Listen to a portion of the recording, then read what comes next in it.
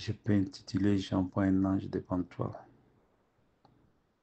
pour te protéger en chemin et pour te faire arriver au lieu que j'ai préparé. Exode 23, 20. Alors, donc, vraiment, on me dit clairement, en réalité, Dieu n'envoie pas un homme, il envoie un ange. Donc ici, l'ange est invisible. L'homme est la partie visible. L'ange est la partie invisible. Donc, nous avons un tabernacle, l'homme, et nous avons l'ange de Dieu qui vient véhiculer dans ces tabernacles. Donc, les tabernacles, c'est comme le véhicule de l'ange. Donc, nous avons les prophètes, qui est la bouche de l'Éternel, qui est la bouche de l'ange. L'ange parle par les prophètes. Il s'exprime par les prophètes. Voilà pourquoi la Bible dit que les prophètes étaient la bouche de l'Éternel. Il répétait mot à mot ce que l'ange parlait. Alors, nous allons lire un verset dans Exode 4, 12, 16. Va donc, Dieu parle à Moïse. Je serai avec ta bouche et je t'enseignerai ce que tu auras à dire. Moïse dit, ah Seigneur, envoie qui tu voudras envoyer. Alors la colère de l'Éternel s'enflamma contre Moïse et dit, y a-t-il pas ton frère Aaron le Lévite? Je sais qu'il parlera facilement. Je sais qu'il a la parole facile. Je sais qu'il s'exprime bien. Je sais qu'il parle facilement. Le voici lui-même qui vient en devant de toi. Dieu a parlé. Peut-être c'est une inspiration qui est montée dans le cœur de Aaron, qui lui dit avance. Il commence à marcher. Parce que jusque-là, Aaron ne savait pas que Moïse va venir. Donc, juste une conviction du cœur qui les pousse à aller vers le sud, vers le désert. Il a commencé à marcher. Et Dieu dit à Moïse, le voici qu'il vient au-devant de toi. Quand il te verra, il se réjouira dans son cœur. Tu lui parleras et tu mettras les paroles dans sa bouche. Et moi, je serai avec ta bouche et avec sa bouche. Je vous enseignerai ce que vous aurez à faire. Il parlera pour toi au peuple. Il te servira de bouche. Et tu tiendras pour lui à la place de Dieu. Tu te tiendras pour lui à la place de Dieu. Ici, Dieu place Moïse à la place de Dieu. Ça ne veut pas dire que Moïse avait remplacé le Dieu du ciel. Non, non, non, non. Ça veut tout simplement dire que Dieu a placé Moïse devant Pharaon comme Dieu. Et Aaron, son frère, devait répéter les paroles de Moïse. Donc Aaron était placé comme prophète de Moïse. Ça ne veut pas dire que Moïse était le Dieu d'Israël. Non, non, non, non, non, non, non. Moïse répétait la parole de Dieu à Aaron. Et Aaron était comme un haut-parleur. En anglais, on appelle ça speaker. Aaron était comme une baffe. C'est comme si Moïse parlait et Aaron, comme une baffle, répétait exactement plus fort, à haute voix, ce que Moïse lui a parlé calmement. Donc c'est ça les plans de Dieu. Dieu envoie un ange. Et si je vais encore rectifier certaines choses, Une fois même, j'avais vu un rabbin israélien qui essayait un peu d'expliquer ça d'une manière ou d'une autre. Il disait que Moïse s'était marié à deux femmes. C'est faux. Que la première femme était arabe, venait d'Arabie Saoudite, et puis la deuxième femme, c'était un Africain. Non. Quand Moïse a fui, il est allé en Éthiopie. À l'époque, l'Éthiopie était une vaste territoire. Et là, Moïse s'est marié à une femme éthiopienne. Moïse était marié avec une femme éthiopienne parce qu'il est allé, il a trouvé des filles qui étaient en train de paître le, les brebis de leur papa. D'habitude, chaque fois quand ils viennent, il y a d'autres gens, des hommes qui arrivent, qui les chassent d'abord. Ils vont paître et crever les brebis.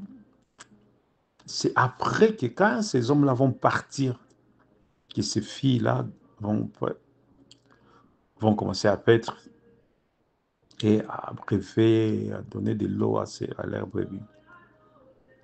Mais Moïse était assis quelque part, il voit des hommes qui s'élèvent avec leurs brebis, ils chassent les filles. Il appelle ces filles-là, il a dit non, revenez ici. Moïse va quels tous ces gens-là. Il va chasser ces gens-là. Il dit, si vous aussi, je vais vous frapper tous. Ces gens se sont repliés. Et ces filles-là, tout cela était dans les plans de Dieu. C'est Dieu qui avait fait ça.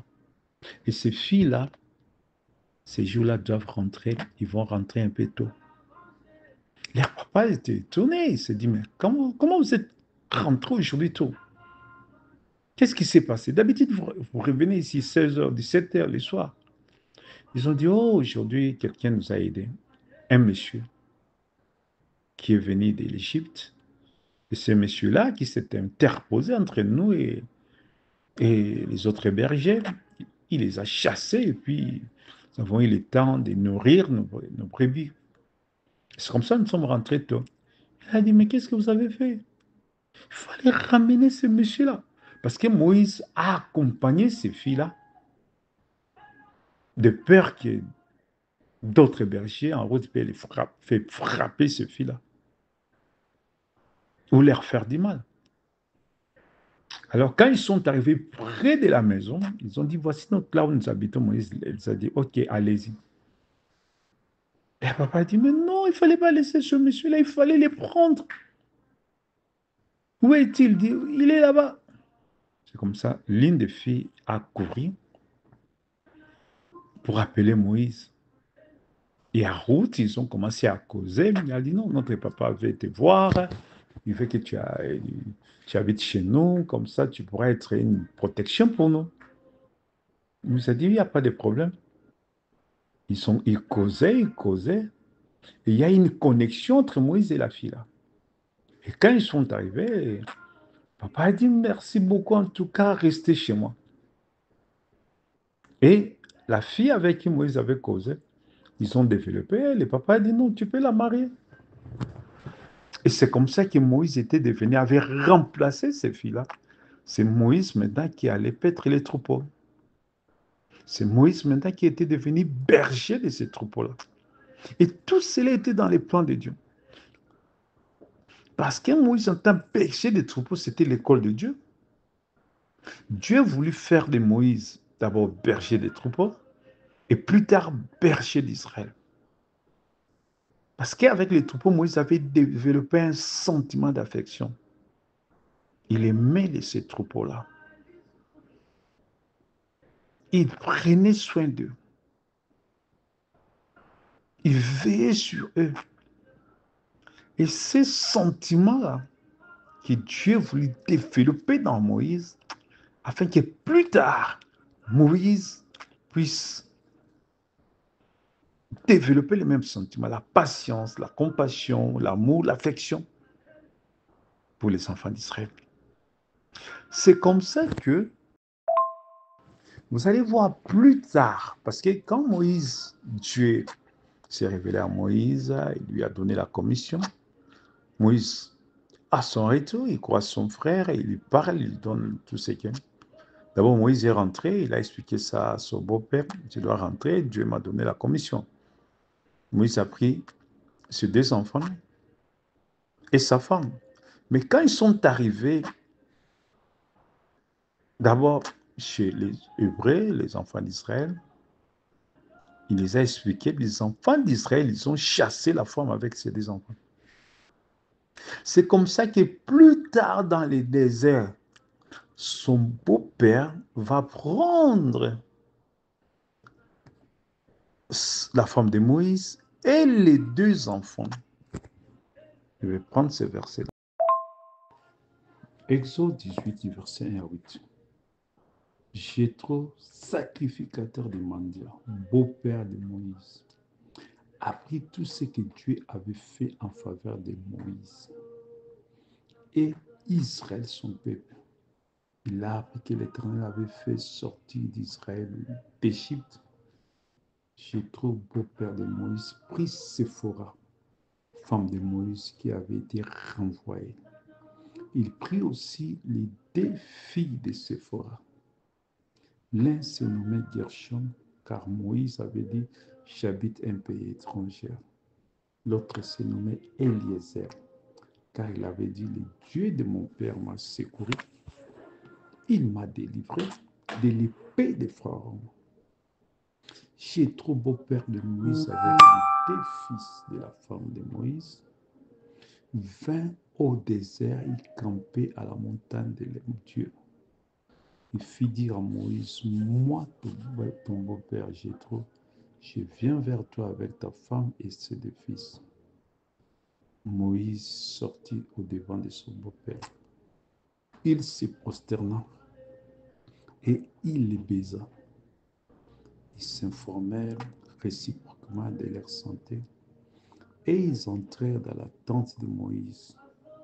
Moïse raconta à son beau-père tout ce que l'Éternel avait fait à Pharaon et à l'Égypte à cause d'Israël, toutes les souffrances qui leur étaient survenues en chemin, comment l'Éternel les a délivrés.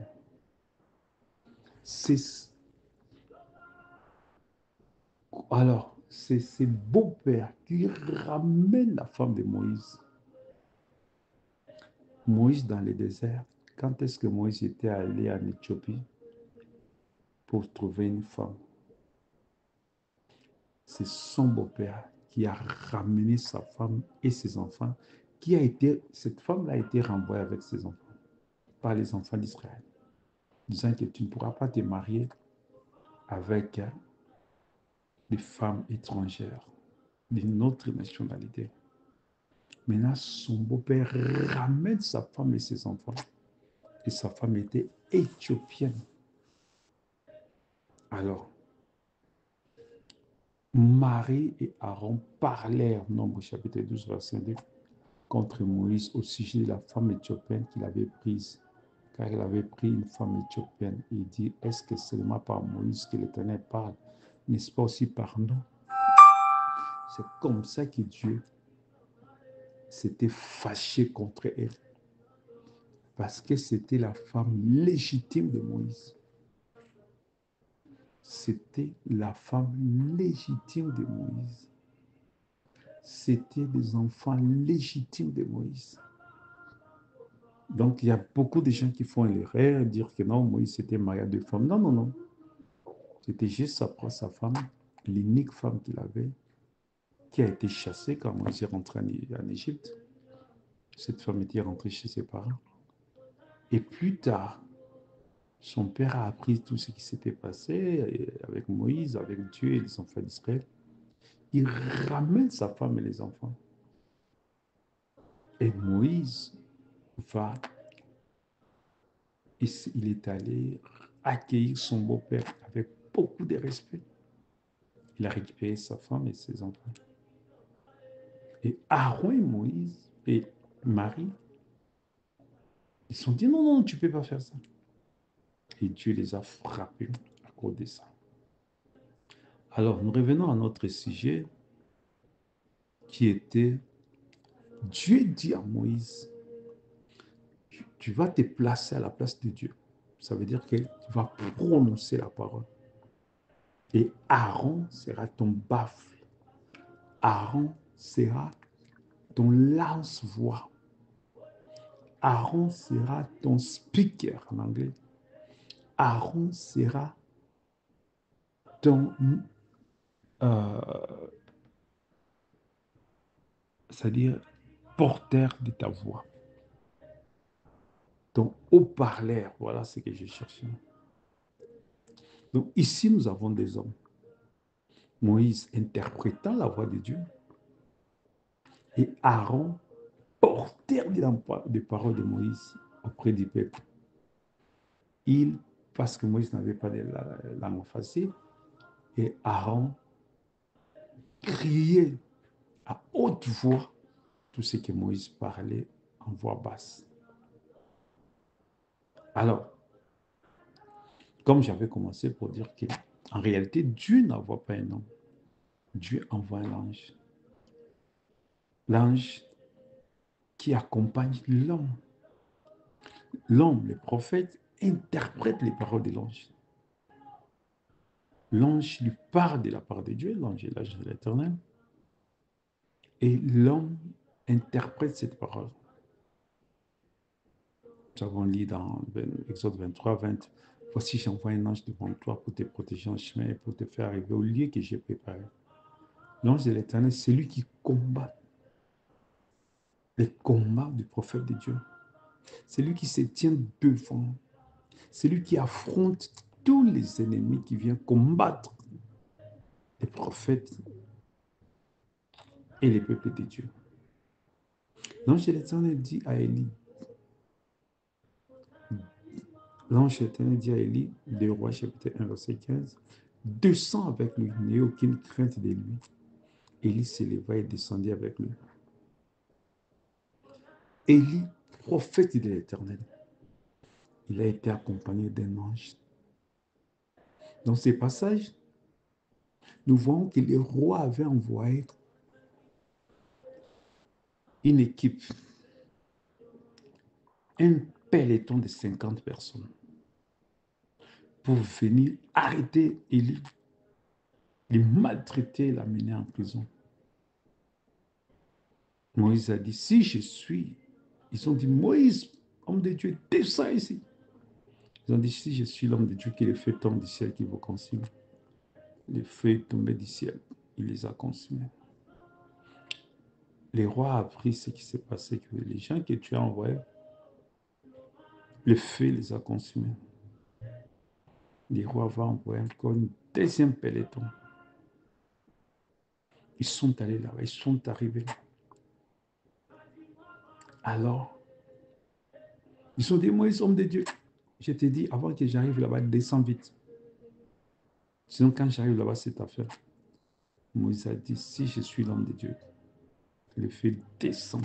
Moïse répétait les paroles de l'ange de l'Éternel. L'ange lui a dit, prononce la parole, que le feu descende.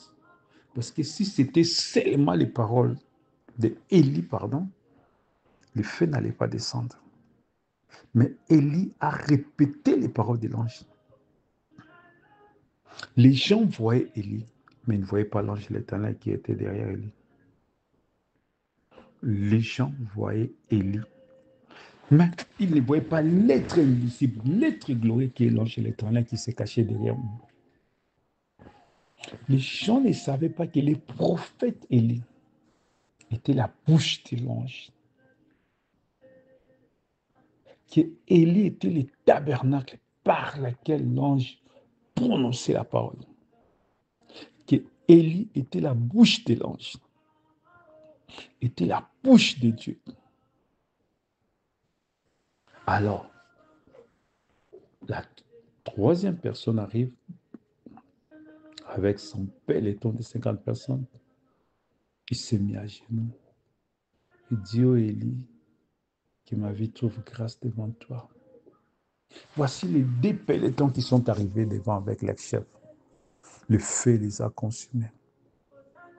Ô homme de Dieu, que ma vie et la vie des gens qui sont avec trouvent grâce devant toi. Et l'ange de l'Éternel Comme cet homme-là s'était humilié devant Élie, l'ange de l'Éternel dit à Élie, descends avec lui. N'ayez aucune crainte de lui.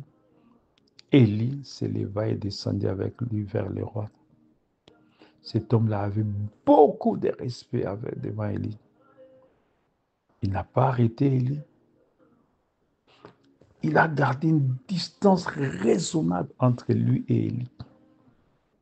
Il marchait à distance avec crainte et tremblement. Élie marchait avec l'ange de l'Éternel. Et cet homme-là marchait derrière avec une distance raisonnable. C'est ce qui a fait que Élie est allé jusqu'à voir le roi. L'ange lui a dit, n'aie pas peur, je serai avec toi. Et Élie a marché jusque-là. Donc, l'ange de l'Éternel, l'être invisible, l'être glorieux, et Élie, le prophète, la bouche de l'Éternel, la bouche de l'ange, c'est lui qui interprète les paroles de l'ange auprès du peuple. Nous allons encore aller plus loin. Élie était la bouche de l'ange. Élie était la bouche de l'ange de l'Éternel.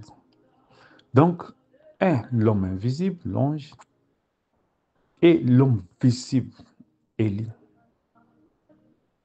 Maintenant, nous arrivons à notre temps, ce temps de la fin. Nous avons un prophète comme Élie, William Marion Branham. Nous avons un prophète comme Moïse, William Marion Branham.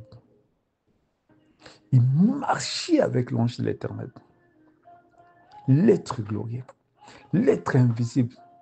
Il lui était la bouche de l'ange. Il prononçait la parole, il interprétait la parole de l'ange auprès du peuple.